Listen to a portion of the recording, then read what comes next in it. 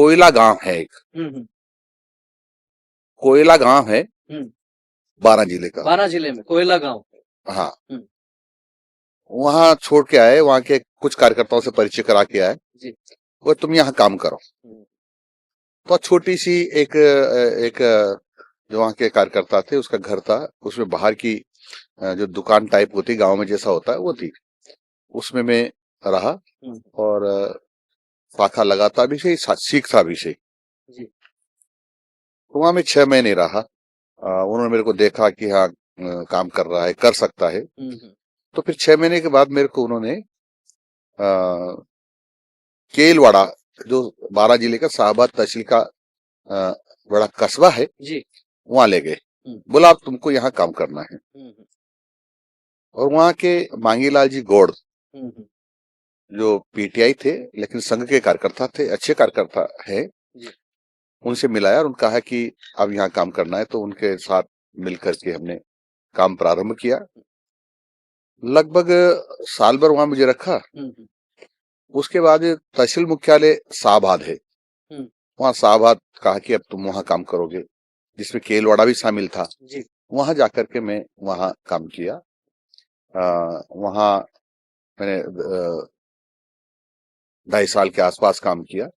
तहसील प्रचारक हो गए होंगे तब तक। हाँ, जी। हमको तहसील प्रचारक का नाम दिया गया। हाँ। और उस क्षेत्र में मैंने घूम घूम कर काम किया, हम्म। क्योंकि वहां उस समय सड़कें नहीं थी, जी।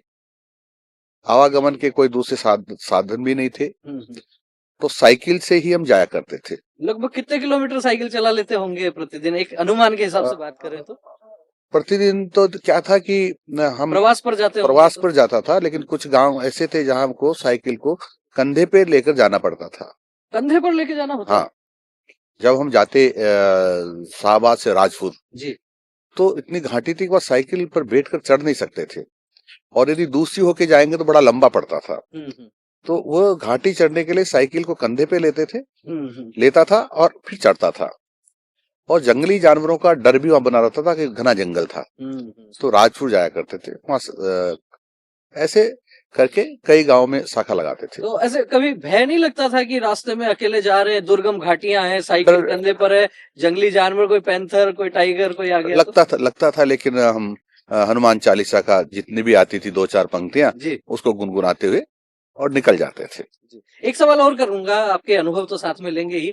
जैसे आपने बताया 11वीं की परीक्षा देने के बाद में आप विस्तारक प्रचारक निकल गए, जिला प्रचारक जी से बात हो गई।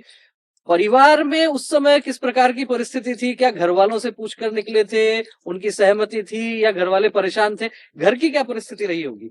घर वालों को तो मैंने बताया नहीं था निकला तब। हम्म। लेकिन मेरी बचपन में शादी हो गई थी। जी। कुछ दिन तो हमारे परिवार वालों को लगा कि पता नहीं कहाँ चला गया, कहाँ हम्म। चला गया।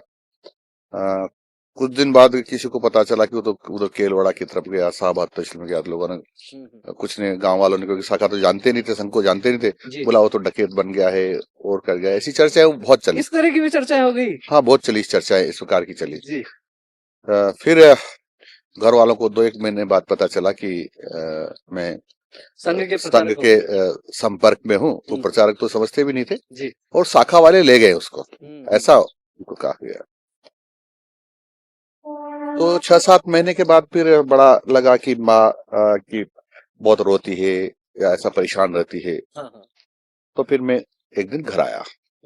घर आके मैंने माँ को समझाया, मैंने कहा ना तो मैं डकैत बनाऊं ना कुछ बनाऊं, और मैं तो ये संघ का काम करता हूँ, ऐसा ऐसा करता हूँ, ये देश की सेवा है। जी। तो मेरे से आश्वस्त हो गई वो, तो ठीक है, गलत जगह नहीं है। हाँ। लेकिन पिताजी को नाराजी थी। अच्छा।